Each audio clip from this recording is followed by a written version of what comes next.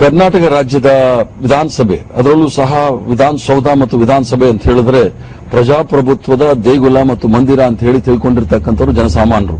ಅದರಲ್ಲೂ ಸಹ ನಮ್ಮ ಪೂರ್ವಜರು ವಿಧಾನಸಭೆಯ ಹೆಬ್ಬಾಗಿಲಿನಲ್ಲಿ ಬರೆದಿದ್ದಾರೆ ಸರ್ಕಾರದ ಕೆಲಸ ದೇವರ ಕೆಲಸ ಅಂತ ಹೇಳಿ.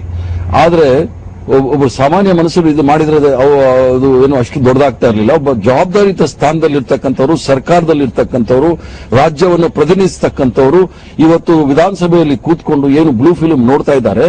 ಇವರು ಖಾಲಿ ಪೋಲಿಗಳು, ಅಪಪೋಲಿಗಳು ಅಂತ ಹೇಳಿದ್ರೇನು ಅದು ಬಹಳ ಒಳ್ಳೆ ಶಬ್ದಗಳು.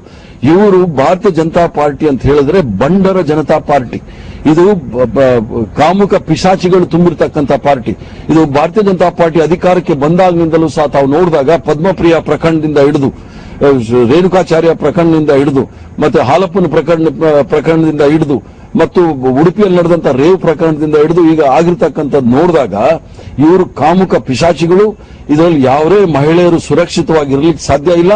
ಅದರಲ್ಲೂ ಸಹ ಭಾರತೀಯ ಜನತಾ ಪಾರ್ಟಿಯರು ಏನು ಪಾರ್ಟಿ ವಿತ್ ಡಿಫರೆನ್ಸ್ ಅಂತ ಹೇಳಿದ್ರು, ಇದನ್ನು ಮಾಡ್ಲಿಕ್ಕೋಸ್ಕರ ಬಂದಿದ್ದಾರೆ. ಕರ್ನಾಟಕ ರಾಜ್ಯ ಏನು ಸಿಲ್ಕ್ ಸಿಟಿ, ಸೈನ್ಸ್ ಸಿಟಿ ಮತ್ತು ಸಿಲ್ಕಾನ್ ಸಿಟಿ ಅಂತ ಹೇಳಿ ಹೆಸರುವಾಸಿಯಾಗಿತ್ತು, ಇದರ ಹೆಸರನ್ನ ನಿರ್ನಾಮ ಮಾಡಿದ್ದಾರೆ. ಯಾಕಂದ್ರೆ ನಾನು ರಾಷ್ಟ್ರದ ಮಟ್ಟದಲ್ಲಿ ಕೆಲಸ ಮಾಡ್ತಕ್ಕಂಥವನು, ಯಾವುದೇ ರಾಜ್ಯಕ್ಕೆ ಹೋದ್ರೂ ಸಹ ನಾನು ಬೆಂಗಳೂರಿನವನು ಅಂತ ಹೇಳಿದಾಗ ಅವರು ಬಂದು ಬಹಳ ಆತ್ಮೀಯತೆಯಿಂದ ಮಾತಾಡ್ತಾ ಇದ್ದಂತ ಜನ, ಏನಪ್ಪಾ ನಿಮ್ಮ ರಾಜ್ಯ ಇಷ್ಟು ಕೆಟ್ಟದಾಗ ಹೋಗಿದೆ ಅಂತ ಹೇಳಿ. ಈಗ ತಾನೇ ನಮ್ಮ ಮಾರಿಷಿಯಸ್ ಪ್ರಧಾನಮಂತ್ರಿಗಳು ಬಂದಿದ್ದಾರೆ. ಹೋದ ವರ್ಷ ನಾನು ಮಾರಿಷಿಯಸ್ ಅಲ್ಲಿದ್ದಾಗ ಆ ಪ್ರಧಾನಮಂತ್ರಿಗಳು ಸ್ವತಃ ಹೇಳ್ತಾ ಇದ್ರು ಕರ್ನಾಟಕ ರಾಜ್ಯದ ಬಗ್ಗೆ ವರ್ಣನೆ, ಮತ್ತು ಮಂಗಳೂರು ಮತ್ತು ಅಲ್ಲಿಂದ ಹೋಗ್ತಾ ಇದ್ದಂತ ಪೆಟ್ರೋಲ್ ಏನು ಮಾರಿಷಿಯಸ್ಗೆ ಹೋಗುತ್ತೆ ಇದರ ಬಗ್ಗೆ ಬಹಳಷ್ಟು ಸಂತೋಷ ಬೀಳ್ತಕ್ಕಂಥ ಜನ ಕರ್ನಾಟಕ ರಾಜ್ಯದಲ್ಲಿ ಇಂಥ ಪ್ರಕರಣಗಳಾದಾಗ ಇದರ ಘನತೆ ಗೌರವಕ್ಕೆ ಎಷ್ಟು ಧಕ್ಕೆ ಆಗಿದೆ, ಎಷ್ಟು ಹಾನಿಯಾಗಿದೆ, ಎಷ್ಟು ಇದಕ್ಕೆ ತೊಂದರೆ ಆಗುತ್ತೆ ಮುಂದೆ ಅನ್ನೋದನ್ನ ಇವ್ರು ಯಾರು ಊಹೆ ಮಾಡಿಲ್ಲ.